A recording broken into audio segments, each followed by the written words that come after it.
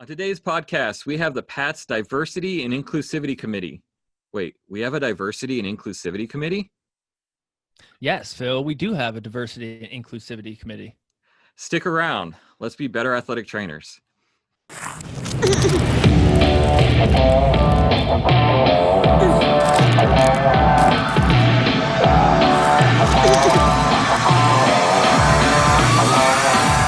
In the opening episodes of this podcast, we talked with athletic trainers across the state to showcase where the profession came from and where it can head.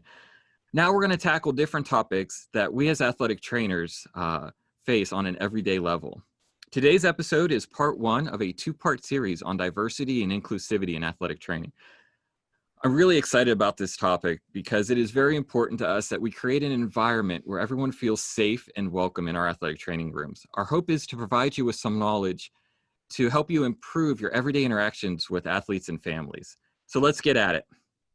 Again, I want to welcome the PATS Diversity and Inclusivity Committee to the show. Thank you all for being here. We're going to start by introducing ourselves and tell us a little bit about your work experience and how you got started in the world of diversity and inclusivity. Mercedes, why don't you kick us off? Okay, thank you for having us. My name is Mercedes Timmons, and I'm the chair of the PATS Inclusivity Committee, and it has two subcommittees, diversity and LGBTQ+. So I'm the chair for diversity and inclusivity, and Bonnie chairs LGBTQ+. Currently, I'm technically on hold for Cal U as an athletic trainer and clinical instructor. This will be my second, I guess technically third year. I started in August 2018, and I'm also alum of Cal twice, and so it's good to be back there. And I work with women's basketball and women's soccer. That's awesome. And for my work in diversity and inclusivity, I guess you could say it just started when I took over as chair for the committee in June or so. Cool. Awesome. Thank you so much. Mm-hmm. Bonnie? Hi, thanks for having us. I'm really happy to have the opportunity to do this podcast. I am, as Mercedes said, the co-chair or chair for the LGBTQ plus subcommittee for PATS, and the LGBTQ plus representative for sort of the Division 2 subcommittee that's going on. So I work with the Division 2 liaison. I am currently an associate professor at Slippery Rock University, working in the athletic training graduate program and the clinical coordinator for our program here. This is actually my 27th year at Slippery Rock, and I'm an alum of Slippery Rock University. I did my master's degree at Indiana University out in Bloomington, Indiana, and my doctoral degree at Duquesne. I've been doing diversity work for a very long time. I did my dissertation at Duquesne looking at mentoring as a method of retention for Black women in athletic training education programs. And, just have always done a lot of work in racialized issues. I currently serve on our President's Commission for Gender Identity and Sexual Orientation here at Slippery Rock, and have done a lot of work with the LGBTQ community as a member of the LGBT plus community here myself, and just has been, part of my work. So happy to, be working for the PATS membership. And I'm actually the original chairperson for the diversity committee for PATS. So we'll talk about that a little bit too. Yeah. Thank you, Bonnie. All right. Kelly. And we also have Kelly.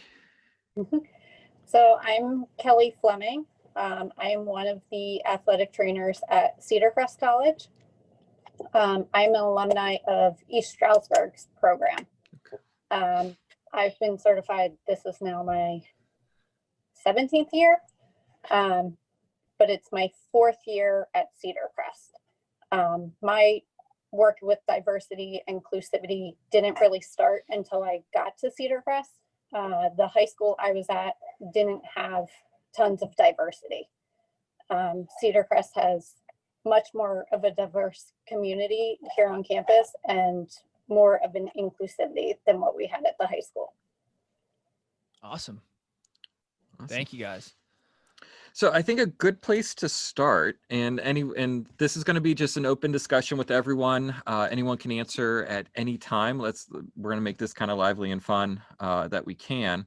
But tell us a little bit about the history of the committee. When did it start? What your focuses are? Things like that. I'll jump in and I'll answer that. I had the opportunity back in 2010, again, working for in diversity and fighting for equality and in racialized issues for most of my career. I remember being at the PATS meeting in June of 2010, and I ran into then President Greg Janik, and I said, you know, we really need to do a lot more work in diversity in the state. And if you have any interest in sort of starting an EDAC within in the state, I would love to get involved in that. EDAC being the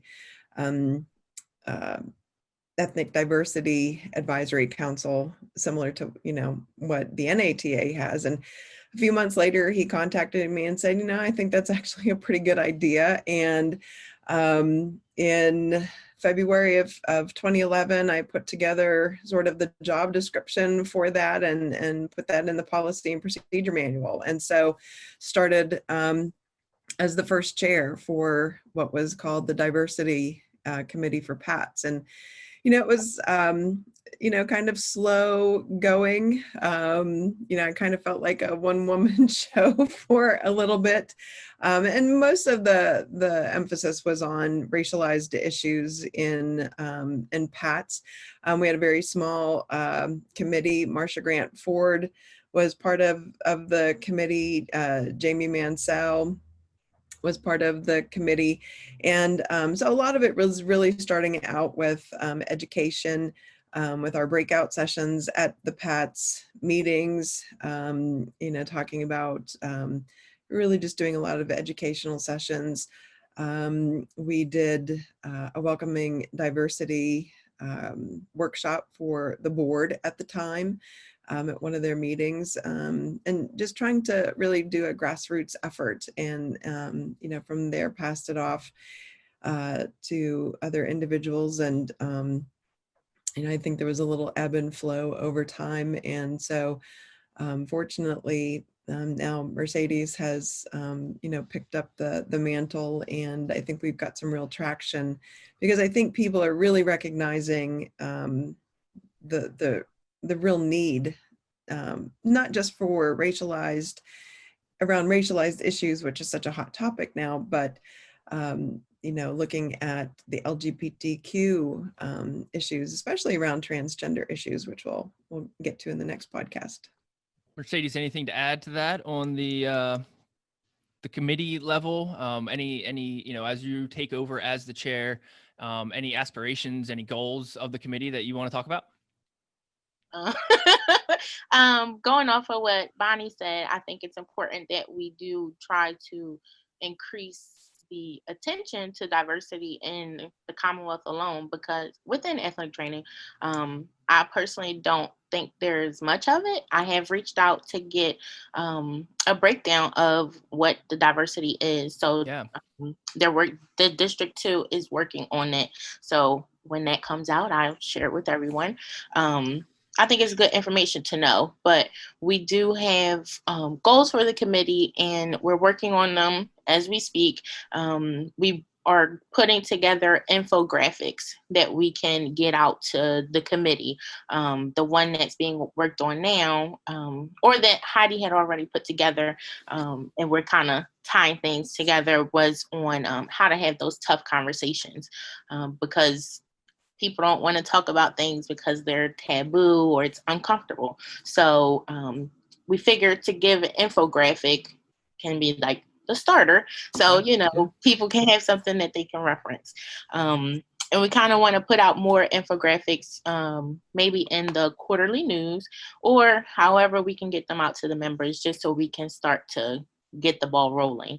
And then we also wanted to participate in diversity and inclusion sort of things educationally. I want to say last month, towards the end of last month, there was a cultural competence in sports medicine webinar that we put out the information for people to attend that was, I want to say, I forget the other lady's name, might have been Jackie, but Dr. Renee Shingles, she also was one of the hosts for it. So I thought it was very interesting and informational. And then there's another webinar, or I think it's a series coming up next Thursday, October 15th, that we sent the information to be sent out for everyone to be able to register. It's free, and I think there's CEUs attached to it, and that how to be a healthcare anti-racist. So I think if we can get this information out to the members and present resources, then we're doing our part so that we can educate and kind of get things going. It seems like a lot, but I think we're doing enough so far in trying to help. No, I appreciate those thoughts. And I saw that came out, and I think that, you know, I encourage our listeners to take advantage of that. I definitely think I'm going to try to sign up. But you said something in there that kind of leads me into my next question, talking about terminology and how do we talk about skin color? And you mentioned it, like, you know, it can be a taboo type issue, and if we aren't comfortable with the terminology to have these conversations, how are we going to have these conversations? So I guess my question to the group is just, you know, can you maybe review some terminology that is common when we talk about racial issues and maybe skin color in general? Like, you know, I think some people are afraid to say, like, you know, Mercedes is a Black woman, like that shouldn't be taboo to say that, right? Like, can you just maybe go into some of those thoughts and how can we have these conversations? Well, I could start. For me personally, I would prefer to be called a Black woman versus an African American woman. I was born in America. I am Black. I wasn't born in Africa, so I'm Black. Right. Which also ties into, I recently finished my dissertation in defense, and it was focused on Black and African American student athletes, which was a conversation that I had with my committee about, well, are they interchangeable? And I said no, but some people have their preferences. I think I'm the kind of person where I just talk to someone and it's okay, they're Black, but also we have BIPOC or I'm not sure how people are pronouncing it, but it's BIPOC. And I think it's Black, Indigenous, people of color. And that's some other terminology I think. How can I use that? Or, you know, what do you mean? That it's just starting those conversations is the basis of it. If you have a question, ask. And I think if you come off as a person where you're genuine, then it's not going to be taken in the wrong context. So it's really you as a person, making sure that you're creating that safe space and that comfortability with your patients or your athletes or anyone for that matter, just to talk and ask questions. Great. Anybody else have anything to add on that? Yeah, I think the most important thing that Mercedes pointed out there is the criticality of just asking your patients and asking anyone in general. There's a really big difference, and I one of the things I did years ago at the PATS conference was a presentation on the difference between being politically correct and professionally respectful.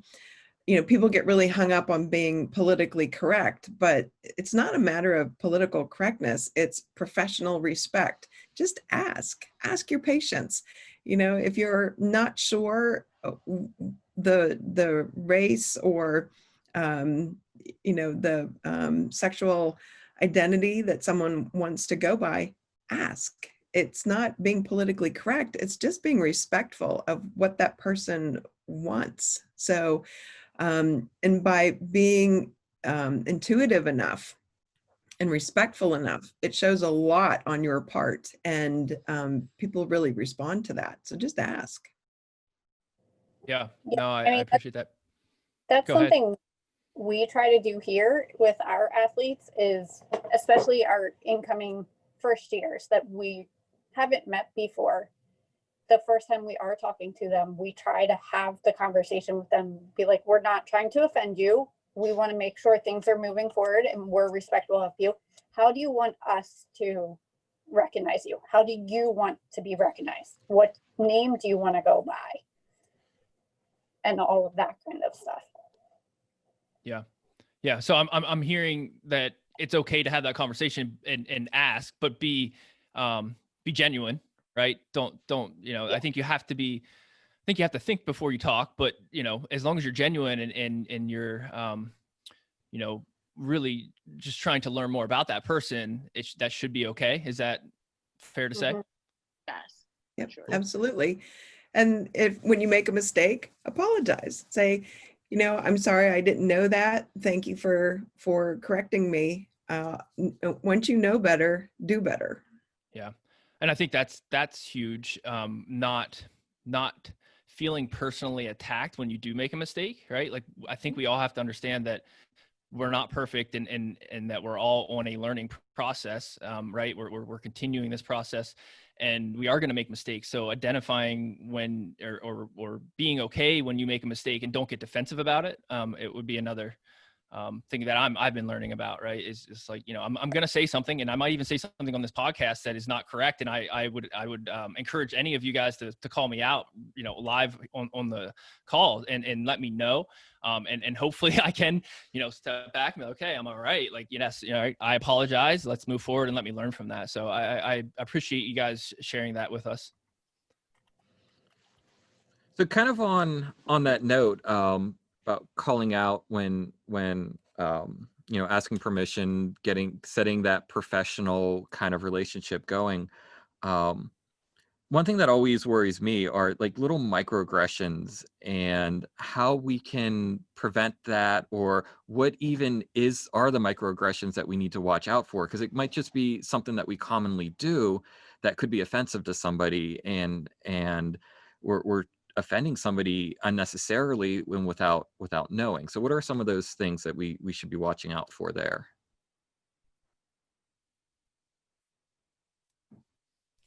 Many microaggressions, Yeah. to be honest. And I don't think we can focus on just one or a few. But a lot of people don't know that microaggressions are a thing. One, or not one, but a few microaggressions that speak out to me. If I'm meeting someone, and usually a white person, and they're, oh, you speak so well, or talking about President Barack Obama, he speaks so well. Well, he's an educated man. I would hope that he speaks well. And it's just that connotation of, you're Black, maybe you're not educated. And I don't want to have to explain myself every time that, I went to high school, I have a bachelor's, a master's, a doctorate. I don't have to explain myself to you. I can speak well. Also, oh, you're Black, but you're not Black. Like, I'm not sure what that What means. does that mean? And it's like, you're not ghetto. So it's just, well, okay. But most people don't know. I grew up in the inner city in Philadelphia, so I don't know. But it's just, well, what's Black? But okay, it is. You can also have a white person that maybe they look white, but they are biracial, and you say, oh, well, what are you? That's, one, is rude, and it's also a microaggression. And you just have this disbelief that someone with blonde hair, blue eyes is not full white. And I think we just have to think about what we say. And Yeah. it's a lot of think before you speak. And we're as a whole, we're going to say what's on our mind. And I respect it. I appreciate it. But you have to think first, just like, how can this be taken? Or, talking about someone's hair, like, oh, your hair is long, it's straight. Like, how's it supposed to be? Like, what The is straighteners, they acceptable? make straighteners. The Right. hairstyle, yeah. There's many things that go on. And actually, in my dissertation research, one of my participants was talking about her experience, and she was saying she's the only Black student athlete on her team. And at one point, she was upset about something, and since then, she's just been deemed, the angry Black woman. And she was upset, but somebody that's not Black could have that same experience, and there is more accepted versus just asking her, what are you upset about? And, how can we fix the problem? So it's making sure that you're not just throwing these things onto people. And you can have white microaggressions as well. Granted, I don't know all of them, but those are the common ones that are heard and seen or whatever. So it's not necessarily what you're saying, because I mean, to tie it into the terminology question that we had prior to, it's how you're saying it, that surprise, like, oh my God, you're vocalizing that, you're assuming one Mhm. thing, and you have to remember that we're all humans, we're all in this world together. Why is there a difference? Why are you assuming that Mercedes wouldn't speak appropriately just because? It's Exactly. more or less just that dignity and respect of being a human should be kind of just out there in general. Yes. And Cool. then they could be very subtle, as you went over, and a lot of people just don't think about, like, it's not something a huge outwardly show of something. Is those little things that happen every day, all day. Anybody else have any thoughts on that?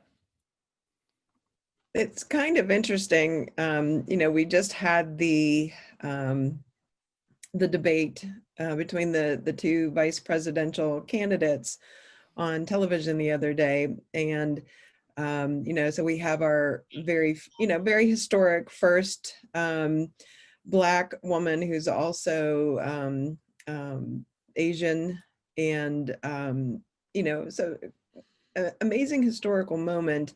And it should have been celebrated, but when you followed social media, the level of microaggressions leveled at Senator Harris were unbelievable. All you had, it's a study in microaggressions.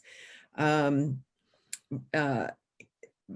mansplaining from Vice President Pence, the simple reference of him as Mr. Vice President and her as Kamala. The misogyny, the racism, like I said, it's a study in microaggressions on so many levels. It was unbelievable. And when you look at social media, the level of microaggressions between misogyny and racism from men and women, from whites, it's just so overwhelming. So if you're not sure what microaggressions are, go look at social media and you'll see what we're talking about. So it was kind of frustrating to watch that. So that was my soapbox about that. Yeah. Anybody else have any thoughts on microaggressions there?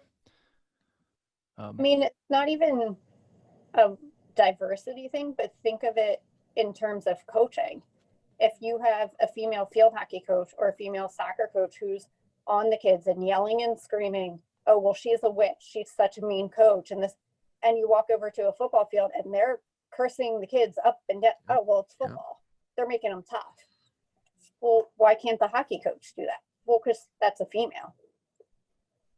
Yeah, no, that makes a lot of sense. That's, obviously gender bias there, and definitely not fair in any way, right? Like I think a good example that I was told, and it just really resonated with me about microaggressions. Like we think micro, and it's in the word, right? So it's little, but if you kind of use the analogy of think of it like a mosquito bite, right? Like if you get one mosquito bite, not a big deal. But if you're getting bit all the time, and these small little microaggressions eventually add up.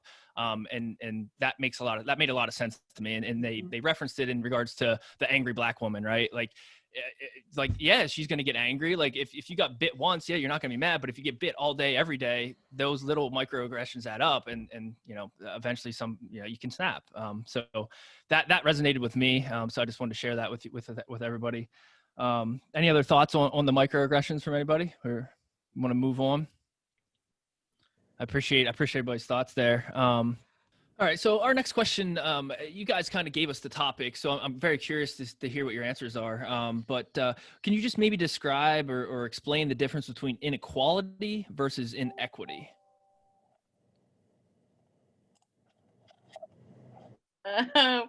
So the way I best remember it is there's a picture, I'm pretty sure you can Google it, of three people that are standing at a fence. And one person is tall, they can see over the fence. The next one is a little taller, but they can't see. And then the third person, they look like a child. So they obviously can't see over the fence. So equality would be for them to all get a box, the same box to stand on that lets them all see over the fence.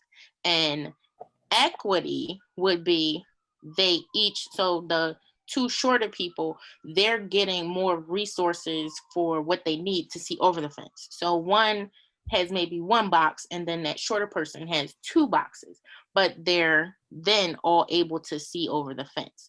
So that's equality and equity. So it's when we're not getting those things, we're then unequal and inequitable. I also think of how women don't get paid as much as men. So if the woman for doing the same job, Right, and yeah. the woman can get more money, or then they're at the same field, or on the same field, so that they have the same resources to be successful, so to speak. But that's how I am able to remember it, and maybe somebody else has another way to think of inequality and inequity. Yeah, I think that makes sense. Would you be able to maybe, you kind of use the unequal pay for women. Is there anything specific to diversity that you could give an example that would highlight that?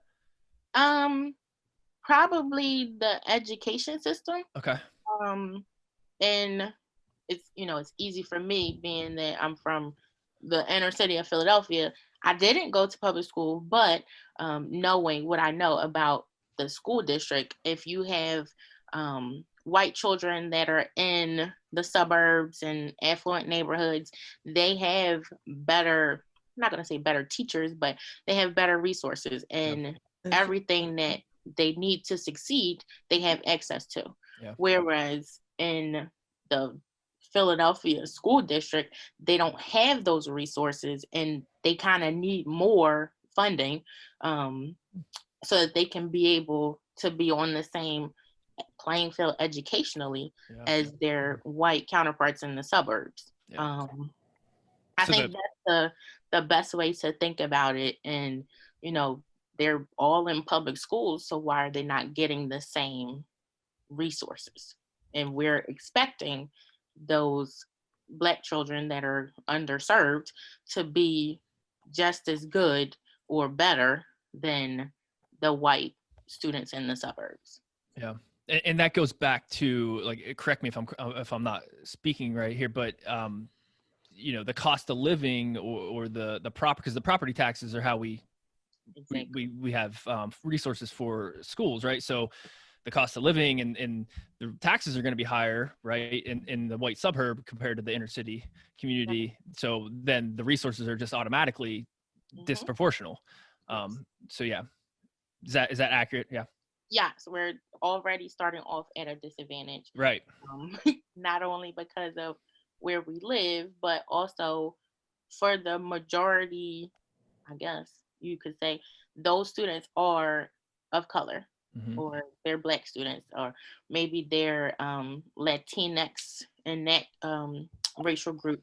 So just because they are where they are, they're already at a disadvantage, and Right. they're going to have to figure out something to try to get better resources. And you have the situations where maybe a parent may say they like their zip code or whatever address is one thing, so they can get their child in a different school and give them better resources so that they can do better. And Right. that's illegal. Right. In whatever way it is. But those things happen, and we're just always trying to get to the top. Yeah. Or at least to the equal, right? Yes, yes. Yeah. Yeah. Yep. Any other thoughts on that for anybody else? Just speaking, sorry if I cut somebody off there. Just speaking directly to that, my husband is an elementary school teacher. So with virtual learning right now, like that is the best example that I can give you. The school district that I live in is a suburban school district, and previous to coronavirus, every single kid in the middle school and high school was given a Chromebook. So they already had Chromebooks prior to virtual learning being a necessity. So when our school district that we live in transitioned to virtual learning, the kids were already accustomed to that mode of learning. They transitioned really well. The teachers transitioned really well, and their education really didn't miss a beat. And my husband teaches in the local city school district, and it's October. They've been virtual since March. They're still not one-to-one with Chromebooks, so kids still don't have the same opportunities to even get online and be able to access their teachers that a school district 10 minutes away does. So I think virtual learning really puts a spotlight on it. We're less than 10 minutes from this other school district, and the learning opportunities present for the kids are technically the same. It is still a public school district, but the access is not there for sure. So definitely in terms of the metaphor of being able to see over the fence to be able to get to high school graduation, our kids in our school district are in a much better position to be able to do that. They don't need a boost, but the local city schools definitely do. So I guess that brings up a good question. What do you guys think is a key area where we can improve as athletic trainers? How can we do better to help this kind of stuff in our athletic training rooms?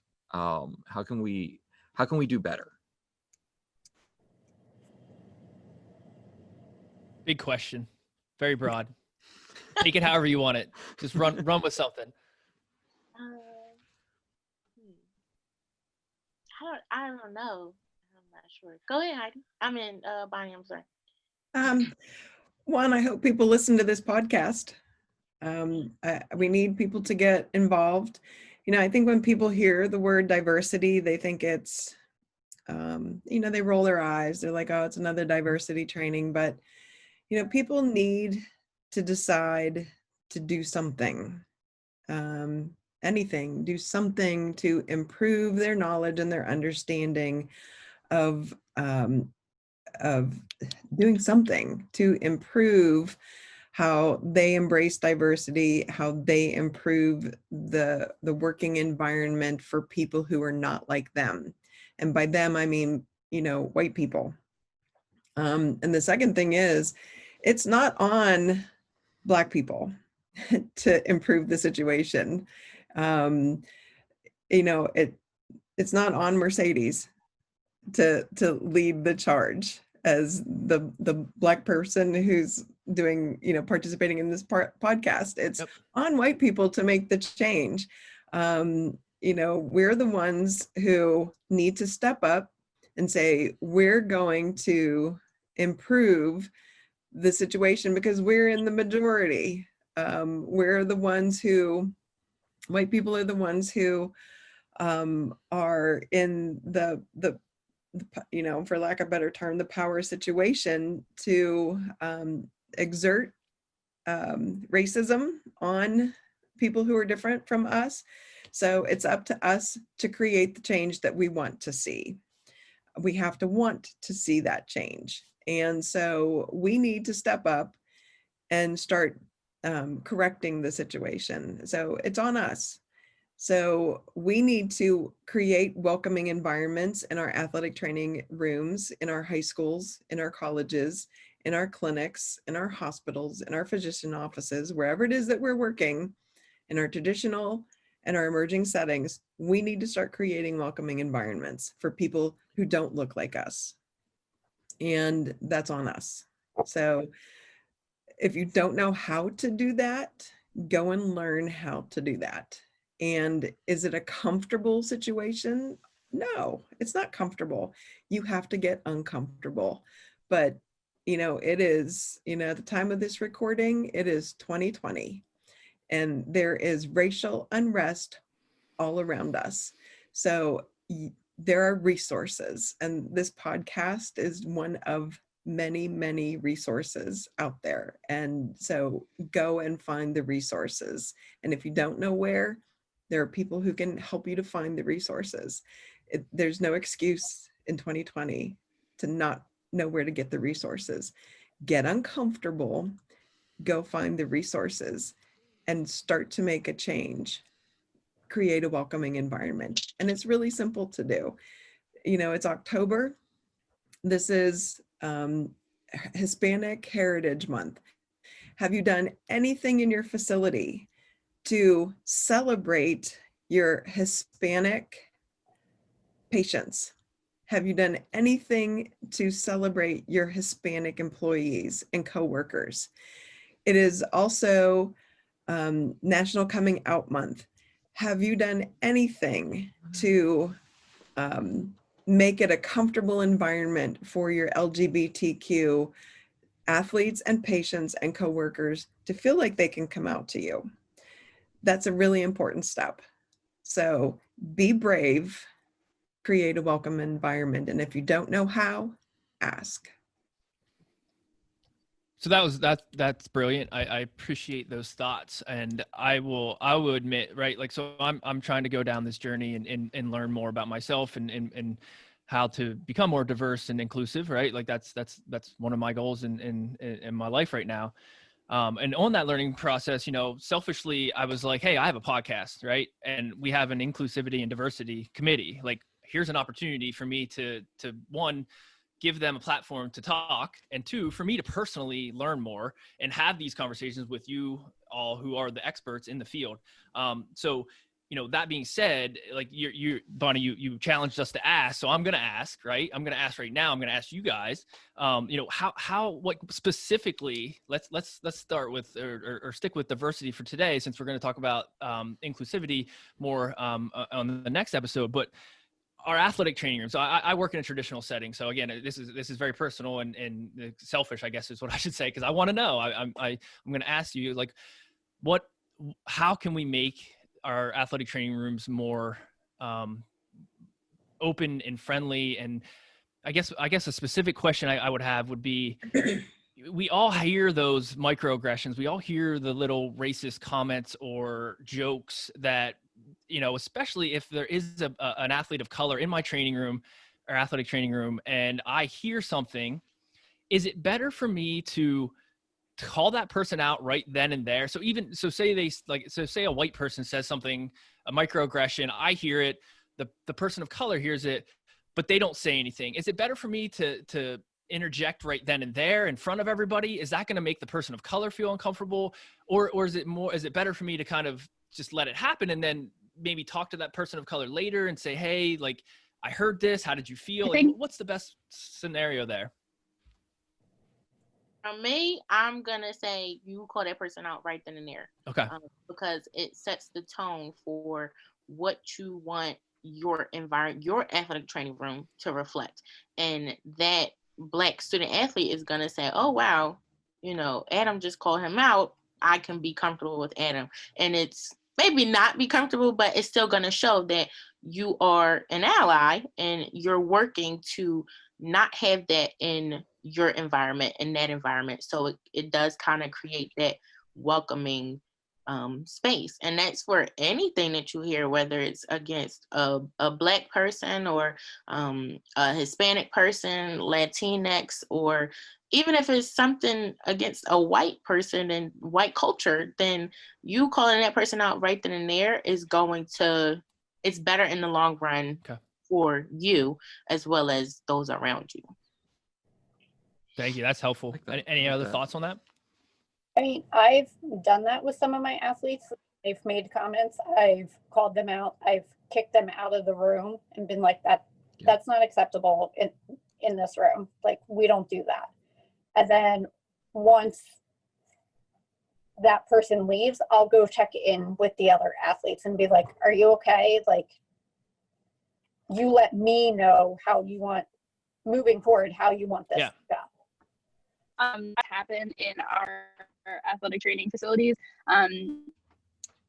As quick as I am personally to jump to the defensive, I think it's a good moment for us to look at this as an opportunity for education. So when these comments are made, it generally comes from a place of miseducation or just not knowing, ignorance.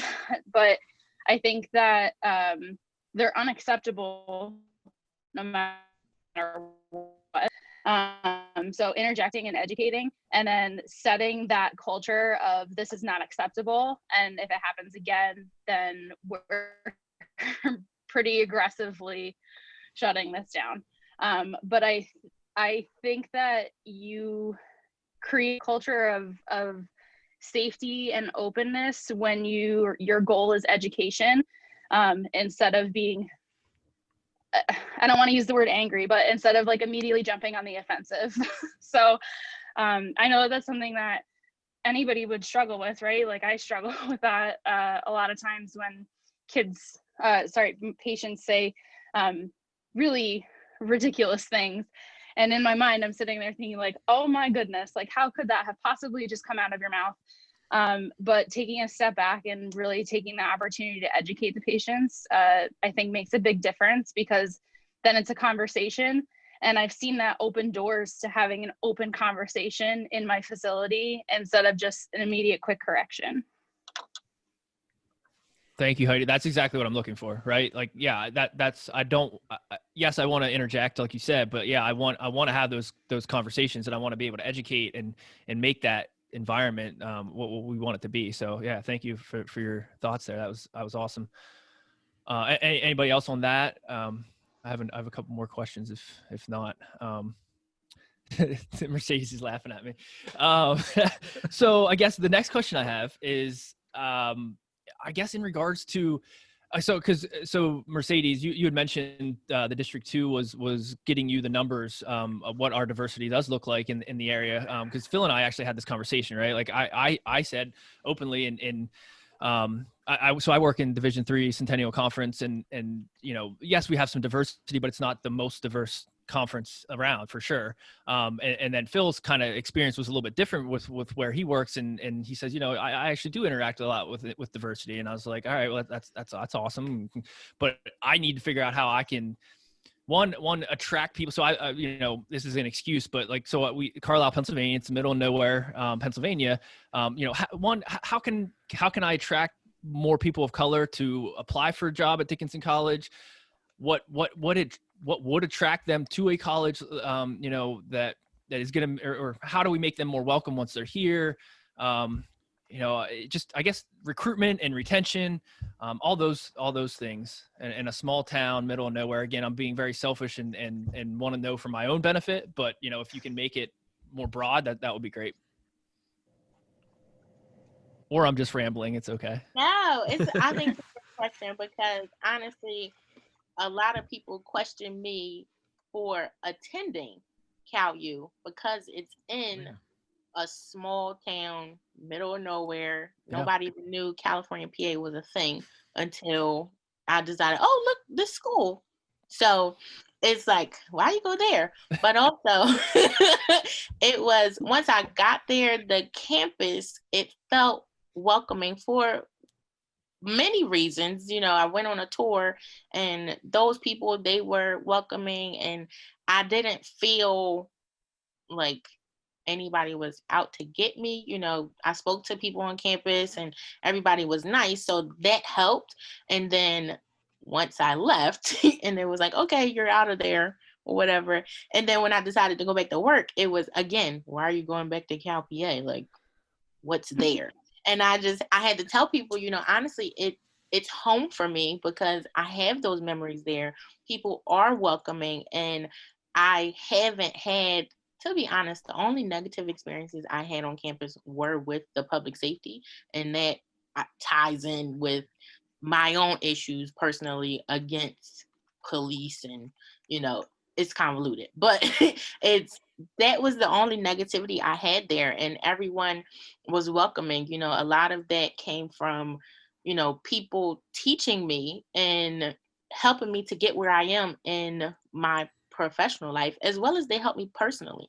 So if you can just show that exists in the surrounding community, then that helps. But also, I think it starts with the towns themselves, because Cal PA, the townies don't want the university there, and it's like, well, the university is your livelihood, so like you should want it.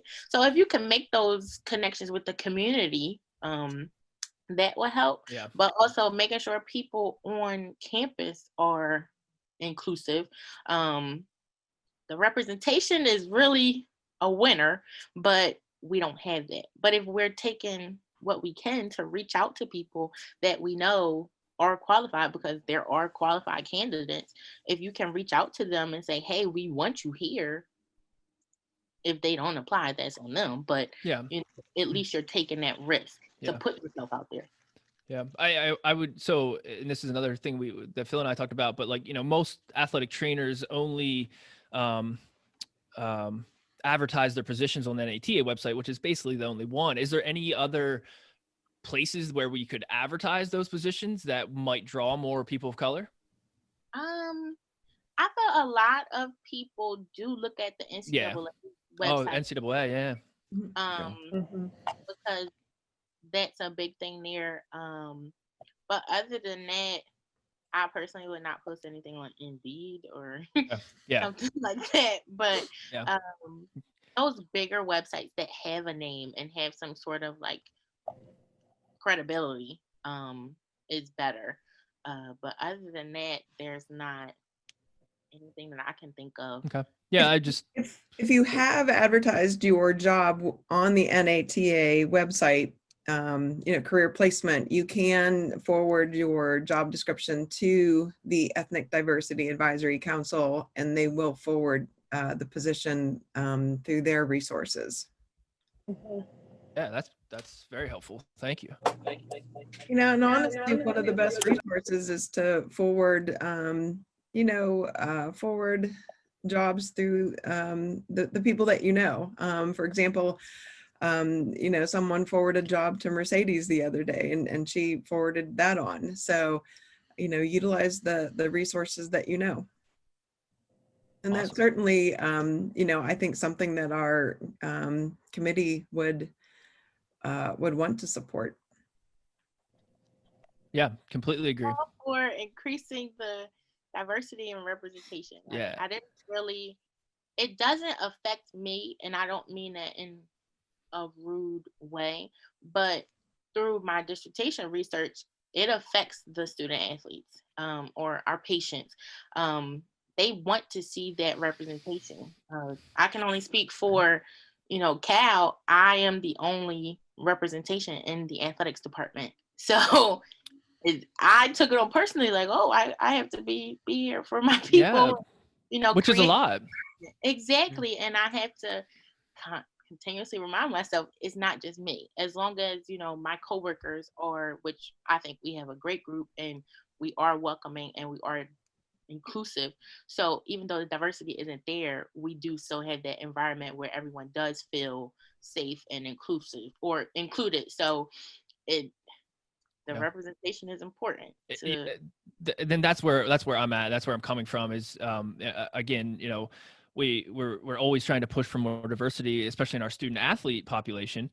But if we get student athletes of color here, and then we don't have coaches of color and athletic trainers and diversity within the actual staff, that I agree. I think it makes it very hard for them, right? So if we can increase that diversity on our end, they'll feel more welcome, feel more included, because they see more people that look like them. So I think that would be huge. So thank you guys for sharing your thoughts on that. I think my last question on this kind of topic would be, so we talked about athletic training rooms, we talked about, staff and coaches and stuff like that. What about within PATS, right? So within our organization, so is this the whole committee of diversity and inclusivity, or are we missing a couple members? We still have a few members. So just, maybe, any ideas on how to get more diversity involvement in the Pennsylvania Athletic Trainers Society? Email us. Huh? Email us. Email you guys? Yeah. Yeah. If people are interested, if you're a PATS member and in good standing with the BOC and PATS, and you have your NPI number, send us your resume. Send Mercedes your resume. Send the chair. And get involved. Where it doesn't matter what your race, your gender, your whether you're straight or you're gay, doesn't matter. If you want to improve the inclusion and the efforts in the Commonwealth of Pennsylvania for athletic trainers and our patients, by all means, reach out to us. The more the merrier. And I can speak to this from a personal standpoint. I'm a cis straight white female, and I emailed Mercedes and I said, Mercedes, this is me. And I don't know how helpful I can be, but I know that this is an issue, and I'm so willing to be a part of this because I am aware of these issues and I want to make it better. And she was like, yup, that's exactly it. So I think too, from a perspective of somebody who traditionally hasn't been discriminated against in any way, that puts me in a position of privilege to help those who have been, and acknowledging that and being part of this, I think, is a good step in the right direction for me. And I am always learning from everyone, and I make mistakes, just like you said earlier, and I want people to tell me that. And so as long as you're open, then join us. Yeah. And I'm going to echo that too. So I'm also on the PATS programming committee. And as I was kind of prepping for this, I'm just thinking, I'm like, so Scott Hendricks and I are the programming committee. So we're looking for a third member. If you guys know anybody or anybody listening that, anybody that wants to join is more than welcome, but would really encourage any diversity, inclusivity, anybody that is willing to kind of help us out and I think make our programming more diverse and inclusive, I think would be awesome. So I would highly encourage anybody to reach out to either Mercedes, and she can pass it on to me, or can reach out to me directly at programmingpats@gmail.com. I think that's all I had for that. Now we can move on to the next question. All right. So I think we touched a lot on what I was thinking for the next question. And I think this is going to be more of a summary statement. And if you guys want to add to it a little bit, but as athletic trainers, we are the support network for our patients. That's what we do, whether we're helping them with something more a physical issue like just ankle sprain, or something a little bit more deep like athlete identity or mental health.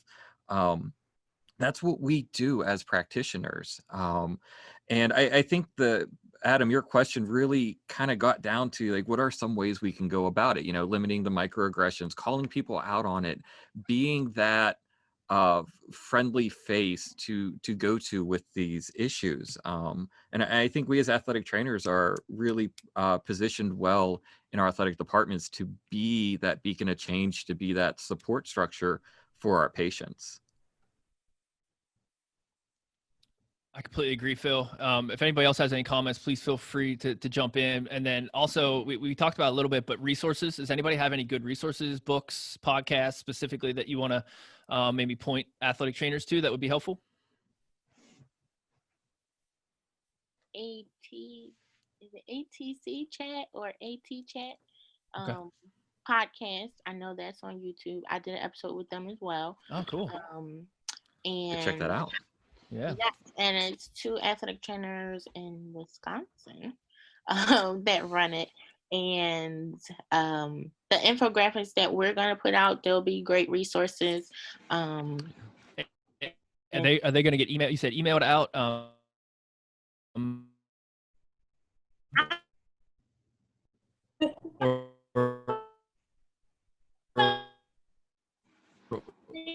Quarterly news, or maybe put it on the website. Guys, I'm off of the social media because that's how we reach people these days. But whatever we can do.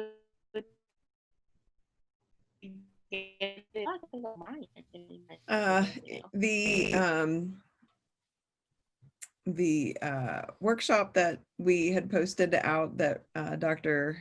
Renee Revis-Shingles did 2 weeks ago, they did record that and it is available. We had put that link out on Twitter, but we can resend that out again. But like I said, that was recorded. They did award CEUs for that. That was an amazing workshop that I highly recommend. And then the one that's coming up next week, that would be a great one for people to participate in. And Dr. Shingles does have a textbook that's out that is also a great resource. Yep. And then the LGBTQ plus advisory committee does have a Twitter feed that has a lot of great links that they are always pushing out information for. And there's a really great book that's out. I can't remember the author's name off the top of my head, but it's called How to Be an Anti-Racist, that I found to be incredibly enlightening. And that is available in Target. I just saw it yesterday. I can't remember the author, but I was like, oh, wow, Target has it. So it's available in Target. Yes. Good place for it. How to Be an Anti-Racist. It's a really good book. Yeah. Anybody else? Okay. So again, I just want to say thank you all for being on this podcast. It's been an absolute pleasure to have this conversation and learn more and to hopefully, push this topic forward. So thank you again for taking the time out of your day to talk to us. If viewers have any questions for you guys, can you just repeat maybe the diversity and inclusivity email or any other ways that they can reach out to you guys? It is inclusivitypats@gmail.com. Okay.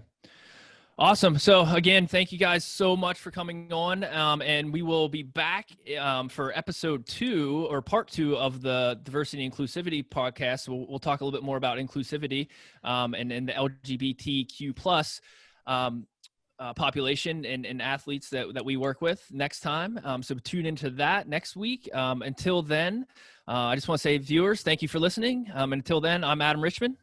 And I'm Philip Hensler. And this was the Pats Podcast.